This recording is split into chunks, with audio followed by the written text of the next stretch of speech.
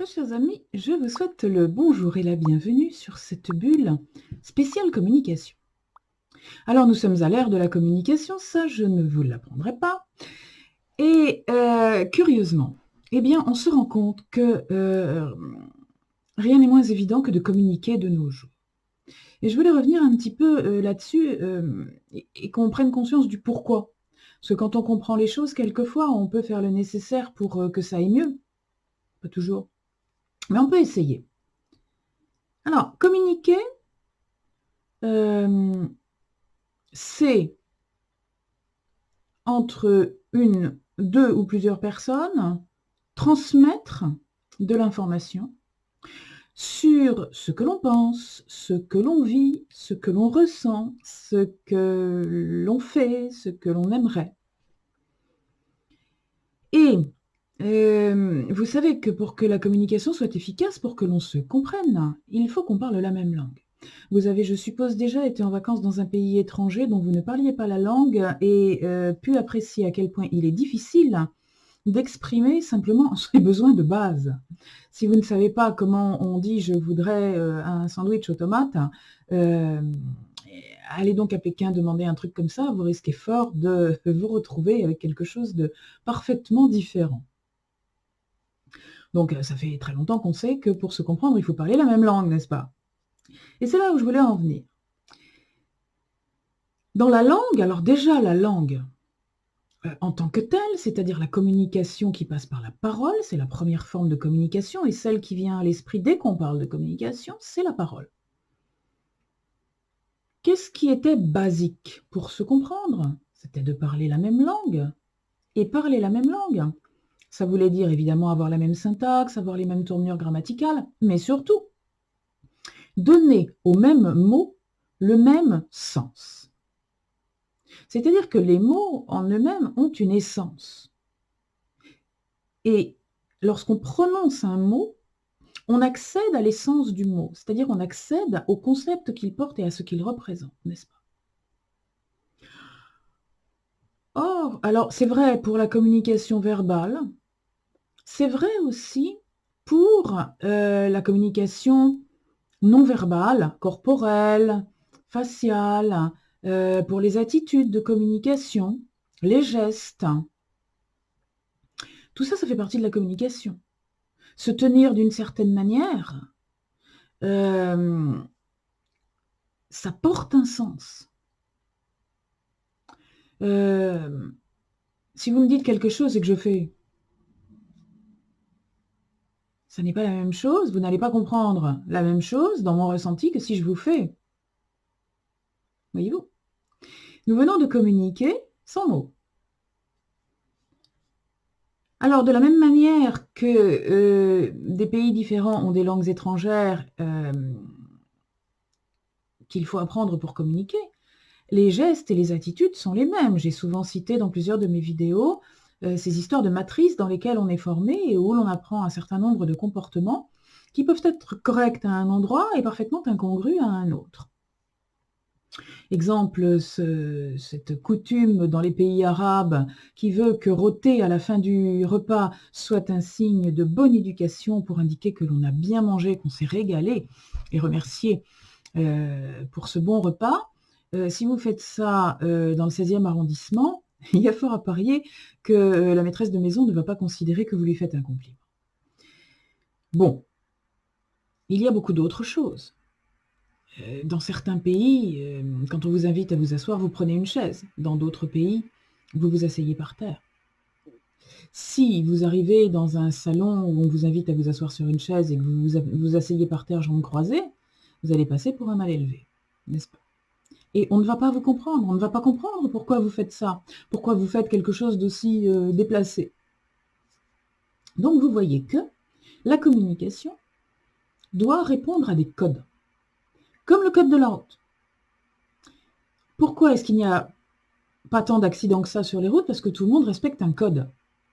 Si sur la route, certains s'autorisaient à rouler à droite, d'autres s'autorisaient à rouler à gauche, et tout le monde s'autorisait à faire ce qu'il a envie de faire quand il a envie de le faire, doubler n'importe quand, ne pas mettre son clignotant, etc.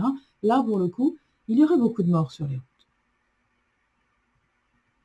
Et c'est un petit peu ce qui est en train de se passer dans nos modes de communication actuels. J'ai commencé à le découvrir, on découvre beaucoup de choses, vous savez, avec ses enfants. J'ai commencé à le découvrir avec les miens lorsqu'ils étaient adolescents, et qu'ils se mettaient à employer des mots que je connaissais, qui figuraient dans le dictionnaire, puisque le dictionnaire est un outil de référence, c'est le code de la route du langage. Mais mes enfants employaient ces mots avec un tout autre sens. Donc, l'essence du mot prononcé par eux ou prononcé par moi n'était plus la même. On ne se comprenait pas. Et lorsque je leur disais, mais enfin, ce mot, tu peux vérifier dans le dictionnaire, le sens de ce mot, c'est ça, eh bien, mes enfants, en bons ados qu'ils étaient, me répondaient, eh ben non, parce que pour nous, les jeunes, ça veut dire ça. Donc ça, en communication non verbale, ça voulait dire, toi, la vieille, t'es complètement dépassée, ça veut plus du tout dire ça, et ton dictionnaire, tu peux t'asseoir dessus. Et je reste poli. Donc, petit à petit, nous sommes passés, vous le savez, je le dis souvent, nous sommes passés de l'ère de l'être, où il était important d'être porteur d'une essence et de s'exprimer, d'exprimer son essence, à l'ère du paraître, où quelle que soit l'essence dont on est porteur, on s'exprime en fonction d'un paraître, de ce que l'on veut paraître. On veut ressembler à quelqu'un, on veut ressembler à quelque chose, ou on veut ressembler à un idéal de conduite. Alors, on se transforme pour ressembler à cet idéal de conduite. Donc, on est dans la fausseté, bien sûr. On est dans le mensonge, ça c'est évident. On est dans le faux. Mais, nous sommes dans une société où tout le monde admet que le mensonge, ben pourquoi pas. On a le droit de mentir, on a le droit de gruger les autres, on a le droit de se moquer, on a le droit de rire des autres. Mais non, rire des autres, c'est pas mal du tout, c'est pas se moquer. Bon, d'accord. Dans mon code de conduite à moi, rire des autres, c'est se moquer. Ah oui, je suis pas drôle, je m'accroche au dictionnaire, je m'accroche au code de conduite qu'on m'a enseigné. Mais du coup, lorsque je fonctionne avec les gens qui ont le même code de conduite que moi, ben, ça se passe plutôt bien. Là où ça se passe mal, c'est quand les gens commencent à essayer de communiquer alors qu'ils n'ont pas le même code que leurs interlocuteurs. Ben, c'est le bazar. Là, c'est le bazar, tout le monde se met à se taper dessus. On ne se comprend pas, on s'énerve, on se fait des fausses impressions. Il a voulu dire que. Ou oui, je l'ai bien senti, elle sous-entendait ça. Peut-être pas du tout. Moi, j'ai souvent des retours en coaching de gens qui ont les pires difficultés à communiquer avec Pierre-Paul ou Jacques, parce que le Pierre-Paul ou Jacques comprend. Évidemment, alors ça c'est toujours vrai, on comprend toujours en fonction de ses propres codes. Hein. Sauf que quand on est assez raisonnable pour adopter des codes communs de communication, bah, du coup, on comprend avec ses propres codes, mais comme l'émetteur a les mêmes, on n'a pas de souci. Si on se contrefiche du code commun, ce qui est de plus en plus le cas dans notre société, il y a des lois, oui, mais on s'en fout, on va les détourner. Il y a des codes, il y a une éthique, oui, mais c'est pas grave, on va la détourner. Et l'exemple est donné par les gens qui sont le plus haut placés dans nos États. On fraude, on ment, on trompe, on viole. Et c'est normal, puisqu'on s'en donne le droit. Puisqu'on est dans une société où chacun a le droit de se donner le droit de tout. Donc il n'y a plus de justice en fait. Il n'y a plus de loi, il n'y a plus de règlement, il n'y a plus de respect. Et ce manque de respect arrive à une impossibilité de communiquer. Il débouche sur une impossibilité de communiquer. Parce que dans la communication, si on ne respecte pas les codes communs, on ne peut plus communiquer. Ça finit toujours par quelqu'un qui comprend de travers. Et quelqu'un qui comprend de travers, eh ben, ça a des conséquences. Parce que j'ai compris que tu me disais ça ou que tu pensais ça, donc je te fais la tête, donc t'es plus mon pote, donc on se fâche. Quelquefois, je te casse la figure ou je prends une arme et je te tue. Ça peut avoir des dimensions, hein. Alors c'est vrai pour le langage. Nous avons affaire maintenant, probablement une majorité de personnes de ces nouvelles générations qui se croient le droit de transformer le sens des mots. Ce qui veut dire que au pied des HLM de Saint-Denis, le sens d'un mot n'est pas le même qu'au pied d'un HLM de la Courneuve, et encore moins qu'au pied d'un bâtiment de ferme de la Corrèze. Donc comment est-ce qu'on se comprend? Parce que finalement, là, depuis quelques années, il suffit qu'on fasse 10 kilomètres pour être dans un pays étranger dont on ne parle pas la langue. Ça devient compliqué. Ça devient compliqué et ça devient très douloureux pour les gens qui, eux, sont dans le respect de l'authentique et dans le respect du sens. Et qui expriment les choses avec authenticité, avec véracité. Et là, eh bien, lorsqu'on est dans ce cas, très souvent, par les gens qui ne sont plus dans ce cas et qui ne sont pas responsables, hein, ils ont été éduqués totalement différemment, ils ont été éduqués à mentir en fait. Ils ont été éduqués à mentir, à travestir la vérité de façon à lui donner un aspect qui leur plaît. Et ces gens-là, lorsqu'on leur dit la vérité, ils se blessent tout de suite. Et ils s'imaginent, alors ça l'insulte suprême, qu'on les aime pas. Parce qu'on est dans une génération, bien sûr, où tout passe par l'émotionnel. Je ne dirais pas par le sentiment, mais par l'émotionnel. Donc les émotions sont tout de suite exacerbées. Quelqu'un, quand vous lui dites non, parce que vous pensez non, ou parce que vous savez que dans les situations, la question posée, la réponse est non. Si vous lui dites non, mais que lui, ça lui aurait fait plaisir d'entendre oui, eh bien, il y a une cinquantaine, une soixantaine ou une centaine d'années, la personne à qui vous auriez dit non aurait dit, bon, ben voilà, bah c'est non. La réponse à ma question, c'est non. Maintenant, la personne à qui vous dites non, ça n'est pas la réponse est non, c'est elle m'aime pas, elle me déteste, qu'est-ce que je lui ai fait mais pourquoi elle me dit ça comme ça? Cache. T'es cache, hein. Je suis pas cache, je suis authentique. Je dis la vérité. Je ne vais pas te dire oui pour te faire plaisir. Je vais te dire non pour te faire du bien. Et c'est comme ça qu'on a, on a constamment des conflits. On a constamment des conflits, on a constamment des gens malheureux, on a constamment des gens qui sont dans le ressentiment plutôt que d'être dans le ressenti. Et ça se passe mal. Voilà. Alors, ça faisait un petit moment que je voulais vous parler de cette difficulté de communication parce que la première étape, c'est d'en être conscient. La deuxième étape est beaucoup plus difficile à appliquer parce qu'en fait, il n'y a pas vraiment de deuxième étape. Soit vous avez en face de vous affaire à des gens qui fonctionnent comme ça, sans en avoir conscience. Des gens qui ne se rendent pas compte que quand ils emploient un mot, ils ne l'emploient pas dans son sens authentique. Mais ces gens-là ne sont pas de mauvaise volonté. Si vous leur ouvrez le dictionnaire et que vous leur montrez que ce mot n'a pas, qu'ils ne l'emploient pas dans le bon sens, ils peuvent se corriger.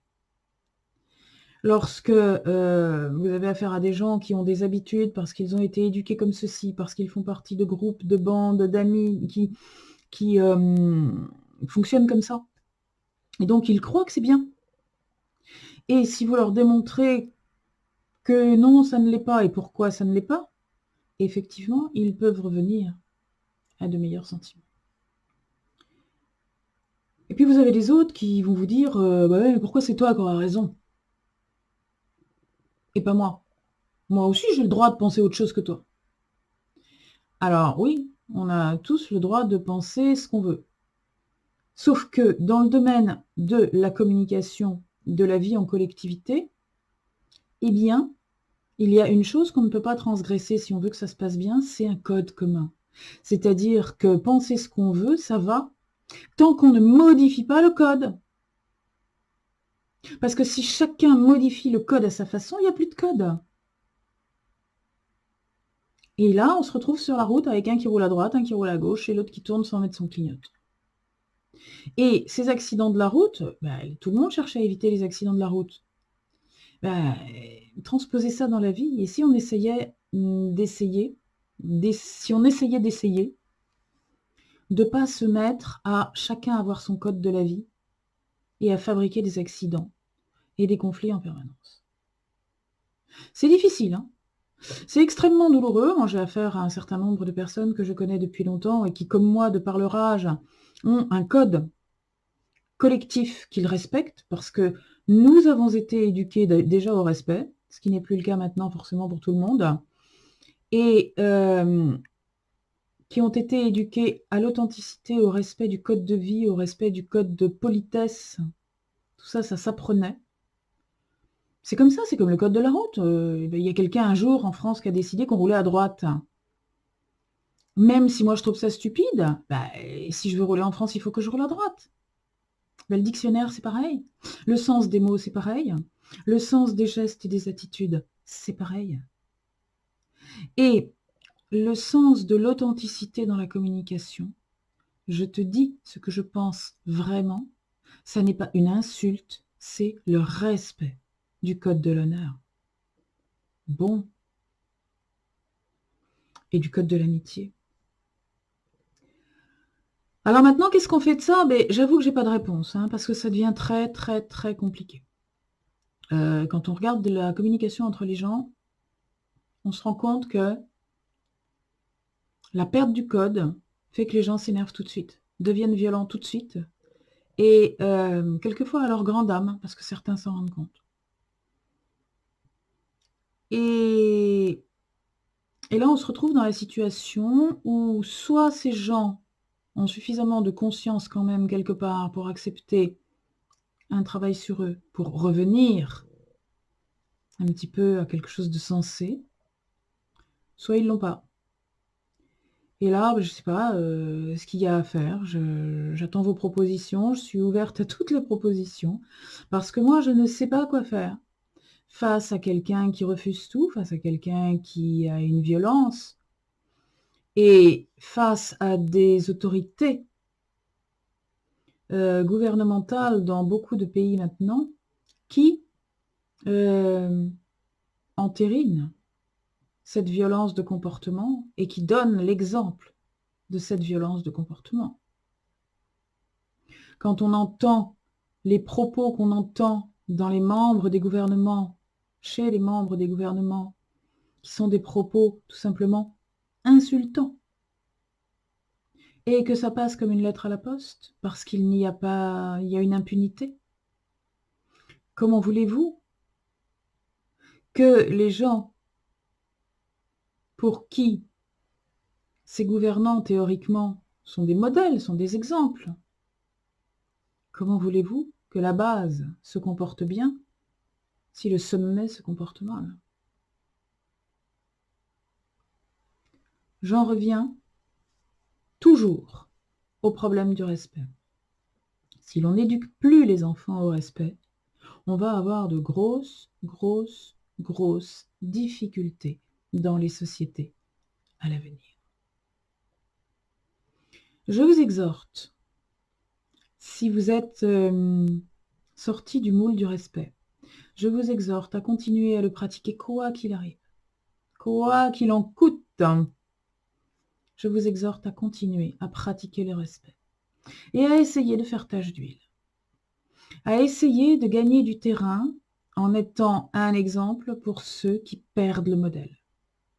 Mais on ne peut pas faire grand-chose de plus. J'aurais tendance à dire que nous sommes dans une situation là où le plus efficace, c'est presque la prière. Je vous souhaite une bonne fin de journée, mes amis.